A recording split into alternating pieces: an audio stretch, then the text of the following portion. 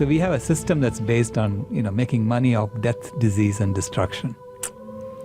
Death for the animals, disease for human beings, and destruction for the planet. Oh.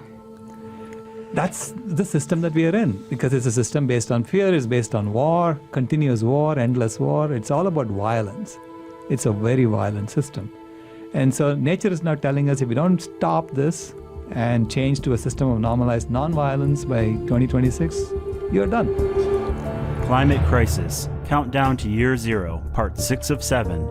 Continue watching to find out more.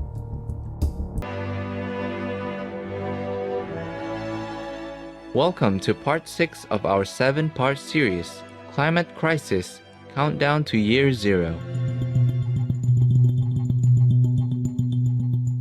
Warning, you might find the content here disturbing, but the truth must be revealed. In our previous episodes, we learned that at our current rate of devastation, we could destroy the Earth by the year of 2026. However, if we make one small lifestyle change, we can save our lives and our planet. But what lifestyle change is required?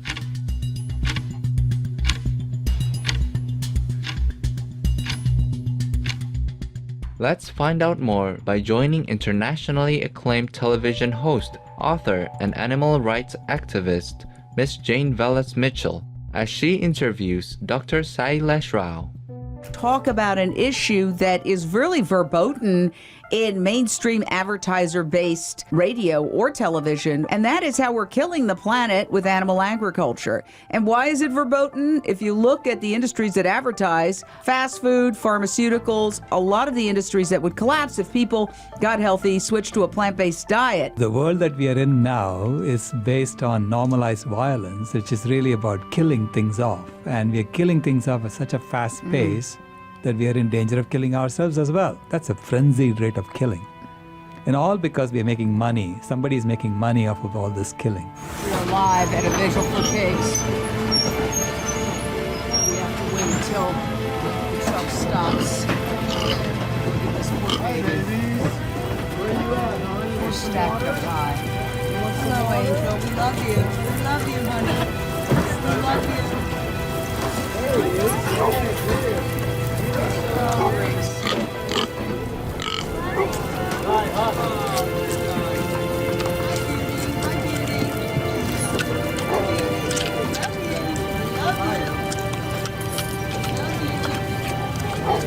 Look at the number of people who are here giving water till the very last second so that these animals can, they're all going to die. They're all going to go to their deaths right now.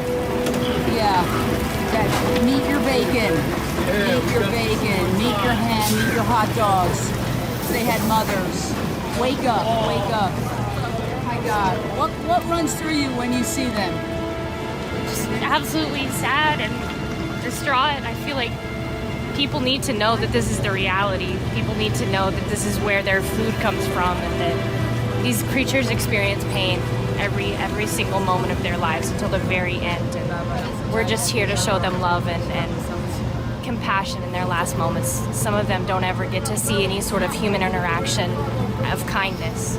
So we have a system that's based on, making money of death, disease, and destruction. Death for the animals, disease for human beings, and destruction for the planet. Oh. That's the system that we are in, because it's a system based on fear, it's based on war, continuous war, endless war. It's all about violence. It's a very violent system.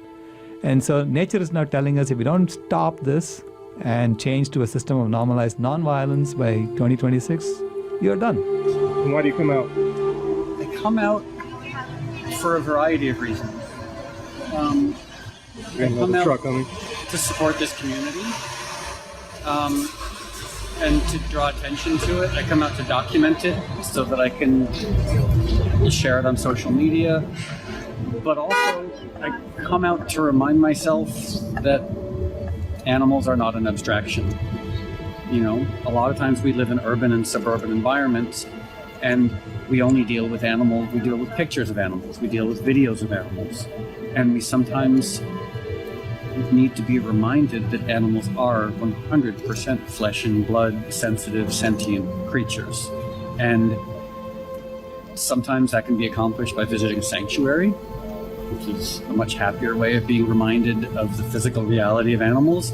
But sometimes nights when they had like truck after truck after truck, just being reminded that that's the reality for over 100 billion animals on the planet. I've been a vegan now for 31 years, and animal rights is my life's work.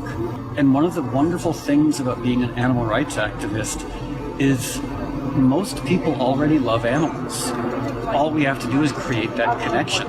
People love dogs, they love cats, they love other animals, but like extending that compassion, extending that connection to all animals, that's kind of our job. We just have to remind them that cows and pigs and chickens and these are just as much sentient, sensitive animals as their companion animals. Ideally, anyone who's concerned or interested should come out and see the reality of the animals that they're eating. This is horrific. Oh my God, this is horrific. This is what it looks like to allow yourself to feel the pain of a fellow being. So it's called empathy, and we're lacking in it.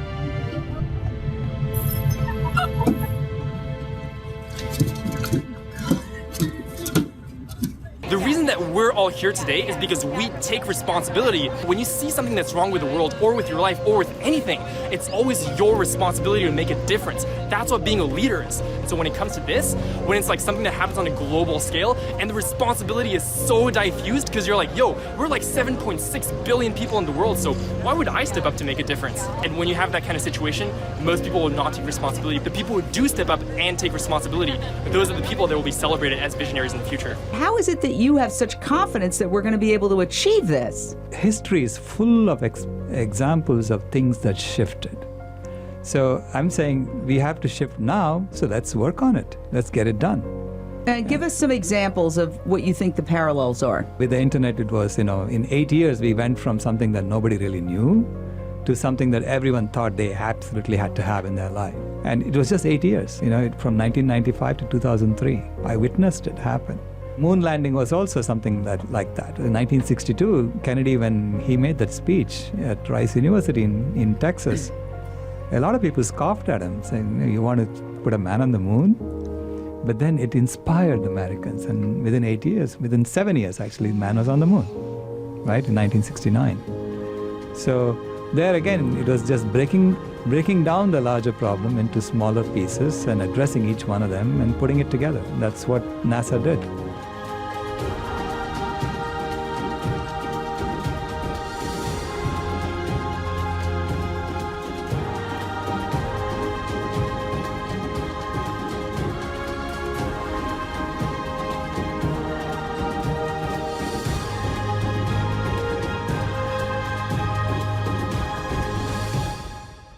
Dr. Rao, how exciting that such great shifts can occur on Earth in only 7 or 8 years.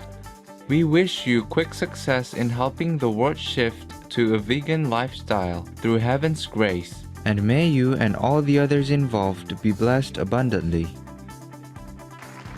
Supreme Master Ching Hai has also reminded us numerous times that a vegan lifestyle is the only way to save our planet, as in the November 16, 2009 Climate Change Conference in Veracruz, Mexico.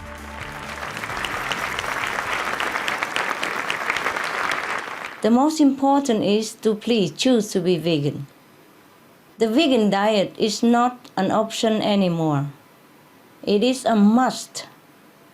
It is an obligation if we want to save our only planet.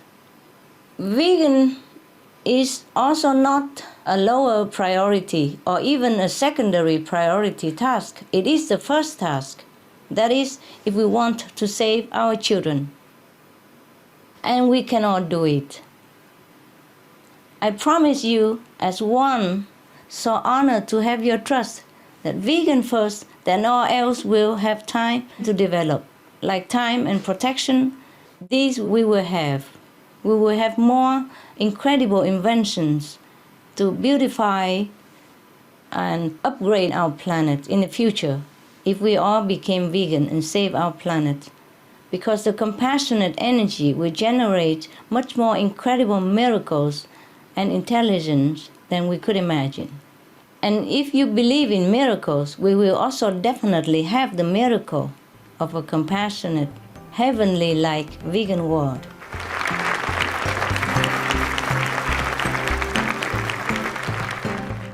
Many thanks, Supreme Master Ching Hai, for sharing your deep wisdom about what is needed to save our planet. We wish that your dream of a vegan world soon comes true.